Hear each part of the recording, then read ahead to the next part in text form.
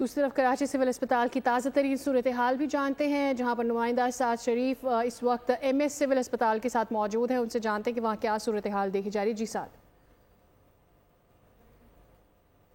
بابائے Urdu road سب station 1 کی اگر میں بات کروں تو جو بریک ڈاؤن ہوا اس کے بعد کئی علاقہ اس کے اوپر جو ہے وہاں سے متاثر ہوا، جس کے متاثر ہونے کے بعد سول ہسپتال کا بھی جو ہے کئی ایریا اس کے اندر آ رہا تھا، جس کی وجہ سے وہ متاثر ہوا۔ اس وقت میں سول ہاسپٹل میں موجود ہوں اور میرے ساتھ ایم ایس ڈاکٹر خالد صاحب بھی موجود ہیں۔ یہ رات سے جو مسئلہ ہوا تھا تو ہم نے کیسی سے رابطہ کیا تھا، دیکھیں پی ایم ٹی ہماری ملکیت ہے تو ہماری باؤنڈری اندر ہی اس میں لگا ہوا ہے۔ یہ سب اسٹیشن 1 ہے جہاں پر یہ مسئلہ ہوا، تو پی ایم ٹی کافی پرانی ہے، 15 سال پرانی ہے، وہ اس پر ڈیفالٹ ہو گیا، وہ بن نہیں سک رہی تھی۔